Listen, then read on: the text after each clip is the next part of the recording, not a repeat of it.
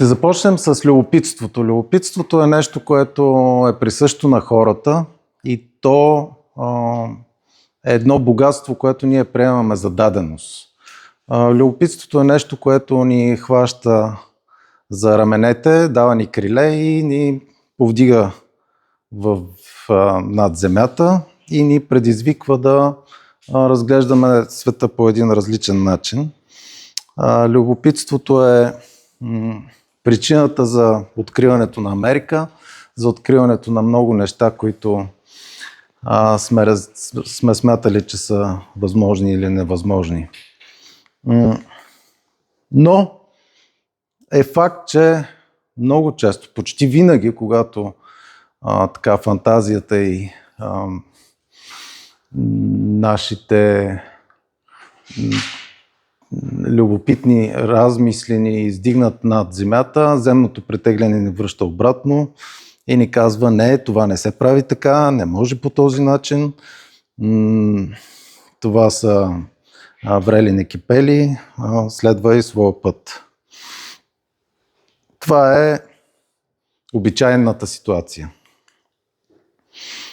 Това, което обаче е интересно, ако приемам любопитството и фантазията за фундамент на нашето развитие и ако повярваме, че фантазията, която не винаги има основание в реалността да бъде тема, с която ние да се занимаваме сериозно, то тогава ние може да бъдем предизвикани да преживеем неочаквано развитие на нашия живот и да се метнем върху гюлето на барон Мюнхаузен, което да ни изстреля в някаква нова вселена, нова среда на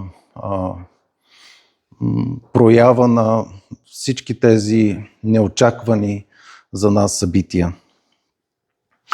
Това до голяма степен е като един преамбюл към причината, за която съм създал тази книга и съм размишлявал върху тези теми, защото аз вярвам много в силата на любопитството и в силата на откривателството. Смятам, че иновациите са нещо, което променя хода на историята и поради тази причина ние ще говорим много по тези въпроси. Сега, аз като архитект, тук в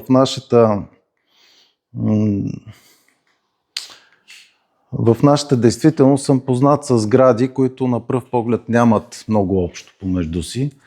Може би това, което е общо, е, че аз съм участвал в тях, но има и още нещо, което ги приобщава, и то е, че аз съм имал шанса да работя по тези сгради. Те са имали шанса да се случат. Тоест, тяхната реализация с моето участие е нещо, което ги свързва. Но в моята кариера има огромно количество нереализирани проекти. Това е в портфолиото и историята на всички колеги, които присъстват. Тези проекти обаче не са загубено време, въпреки че там е посветено много на тях. Тези проекти са един много важен фундамент, върху който ние може да продължим нататък и да търсим алтернативи на други въпроси и вероятности. Но в нашата практика тук има едно малко проектче. Това е проект за покрит пазар на Римска стена. Тук има един наш приятел, който много добре знае историята, което трябваше през 2015 година да бъде покрит по поръчка на общината. Но там така се развиха събитията, че това не се случи, може би слава Богу. Но няколко години по-късно, всъщност 8 години по-късно, същата тази идея еволюира, тя се разви, мутира, адаптира към една съвсем друга ситуация и ние реализирахме нещо, което аз много се гордея с този малък проект. Това е покрития пазар в Благоевград, който нямаше да се случи в едни много динамични времена, ако преди това не бях работил по този малък проект в София. Така че тук имаме доказателство за това, че създаването на резервоар от идеи, от спящи потенциали могат много в подходящ момент да се проявят и да намерят своята реализация. Друг един такъв случай, пак с моята история, това съм аз преди 30 години в студентското общежитие в 35-ти блок и до ден днешен съм в този вид, но това е друга история. По това време правих една предипломна работа, която представляваше концертна зала, която концертна зала беше опакована отвън с мултимедиен екран. Вътрешната повърхност също беше мултимедиен екран и тези два екрана бяха начина да комуникира външното и вътрешното пространство. През тях се прожектираше какво става вътре в залата се прожектираше какво става вън в града. И това беше моят предипломен проект при професор Бойко Кадинов. Този проект го загубих, но 30 години по-късно той беше построен почти едно към едно с това, което бях измислил, без да има нищо общо с мен. Аз съм убеден, че тези, които са го измислили, построили, по никакъв начин нямат връзка с мен, освен с факта, че аз съм го измислил същото. Почти същото.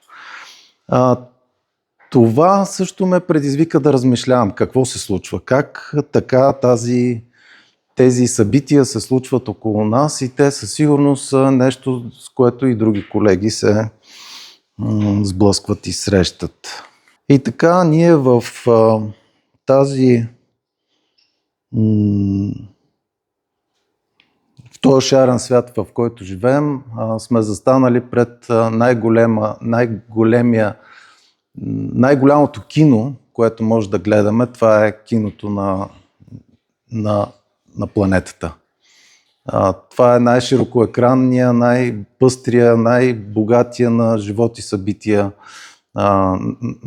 сценарий, който ние може да преживяваме. И тъй като аз съм човек, който вярва в силата на любопитството и на алтернативите, които може да ни предложи света, си позволих и така посмях да се кача на гюлето на барон Мюнхаузен и през 2015 година попаднах в една много екзотична държава, Катар, където направихме един стартъп. Венета Новакова е свидетел на тази невероятна история, в която трябваше да изнасяме наши иновативни решения и да ги продаваме на катарския пазар. Това беше всъщност така предисторията, заради която ние успяхме да реализираме два проекта там, два малки проекта. Това е един малък стъклен покрив с много интересна технология, който ние произведахме в България, качихме го на кораби, закарахме го там и го монтирахме с ето тези юнаци. В жълто са от Непал, в синьо са от Малайзия. Този там с Раето е техният технически ръководител, който е индиец. Аз ръководих крана по време на монтажа. Също така направихме един много невероятен проект.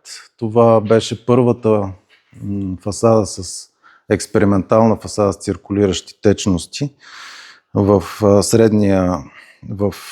Близкия изток. И това беше толкова сложна логистична и технологична задача, че мога да я сравня само с кацането на Луната наистина. Беше супер сложно. Имам един свидетел, двама. Така че всичко това ние го направихме, за да намерим някакъв начин да предизвикаме вероятността да преживеем нещо различно, да стъпим на някаква различна сцена, да направим нещо различно в предопределението, което имаме в живота и в балона, в който ние живеем. Общо взето, моята фантазия беше, че покрай тези демонстратори ще дойде на една презентация, може би шейха или някой друг много богат инвеститор, на който аз ще му разкажа моята представа за една сграда на бъдещето, един невероятен небостъргач, който ще използва нашите иновативни технологии, който ще бъде абсолютно енергийно независим, който ще предлага един съвсем нов тип обитаване и поддръжка и съответно този богат шейх или предприемач ще прегърне идеята и ще получа невероятния шанс да построя тази сграда в страната на Шехерезада. Стана ясно обаче, след като известно време се мотах из Катар, че вероятността това да се случи е 0. И аз много бързо трябваше да сляза на земята и да се завърна в къщи. Така, това беше първата история, в която е съвсем истинска, но една година по-късно аз имах втори шанс да се кача на гюлето на барон Мюнхаузен и да се изстрелям в Южна Корея. Истинска история, в която попаднах в най-южната част на Южна Корея. Това е остров Джиндо. Ето ме. Това е истинска снимка, не е изкуствен интелект. На остров Джиндо спечелихме един RFP по един също невероятен начин. Един конкурс за концепция, в който ние трябваше да направим ето този ентертеймент, туристически курортен комплекс, в който трябваше да построим една 200-метрова кула. В тая 200-метрова кула има хотел, има ентертеймент център. От нея се лети с една зип линия 2 км нататък в морето на един много интересен остров. Оттам се връщаме с един кабинков лифт ето тук на тази платформа. Значи летите с ето така зип линия до този остров. От тук се връщате с гондола. Ето това е изкуствен остров, платформа, където е рецепцията на целия комплекс. От тук се връщате в кулата с втора гондола. И това е част от един много по-голям бъдещ такъв курорт, който беше на ниво градоустройство. Ние също трябваше да участваме в него и така нататък. Сега ето още една истинска снимка. Това съм аз, който представям проекта на кмета на община Джиндо, господин Ли. Имайте в предвид, че всеки втори кореец се казва господин Ли. И инвеститорите зад мен супер въодушевени, защото господин Ли беше много за. В Корея нещата не се развиват по начина, по който се развиват тук. Там има страшно много публично-частно партньорство и по съвсем друг начин протичат процесите. Аз много вярвах на този невероятен шанс. И така нещата бяха много сериозни. Аз трябваше да си намеря конструктори от Дубай, пожарникари от Сеул. Събирах тук колеги да се захващаме да проектираме ето това чудо. Ето го и него. Да. И точно в момента, в който бяхме пред подписване на договор и аз смятах, че световната кариера ми е в кърпа вързана, това, което се случи е, че кмета загуби изборите.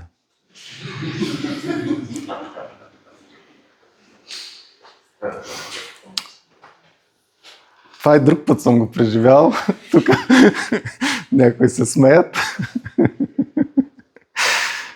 След което вероятността за реализация на тази сграда, на този уникален проект стана чиста нула. Оказа се, че няма шанс с новото ръководство да построим тази сграда. Инвеститорите се дръпнаха, аз не успях да спечеля 1 лев и се наложи да се върна обратно там, откъдето бях дошъл. Но тъй като аз вече бях попривикнал да подскачам с гюлето на барон Мюнхгаузен, следващата година се мятах тук повече в Европа и направих един много интересен проект с един международен екип, който беше свързан с разработване на тези стъклопакети с циркулиращи течности. Това е проект, който построихме тук в Българска академия на науките и който проект целеше да направи революция в производството на стъклопакети и стъклени сгради, които трябва да бъдат нулево енергийни, т.е. да се издържат от енергията, която абсорбират през фасадите си. Аз не бих казал, че този невероятен проект, който е едно истинско технологично чудо, наистина, супер големи предизвикателства трябваше да преодолеем, е загубил своя потенциал, но когато го откривахме, професорите от БАН казваха: ми так сега ще дойдат ли инвеститорите, къде са, не ни звънят. И това беше преди доста време. Не съм чул да са им звъняли, но повярвайте ми, ние се появихме в световните медии, ходехме на всички изложения, бяхме в Евронюс, всички Star Architects научиха, вярвам за това. И може би в някакъв момент това ще предизвика построяването на сграда с тази технология. Но тези 3 истории, които ви разказах, започнаха да придобиват някаква форма и смисъл, което аз превърнах в теоретична основа, за която сега ще ви кажа с няколко думи.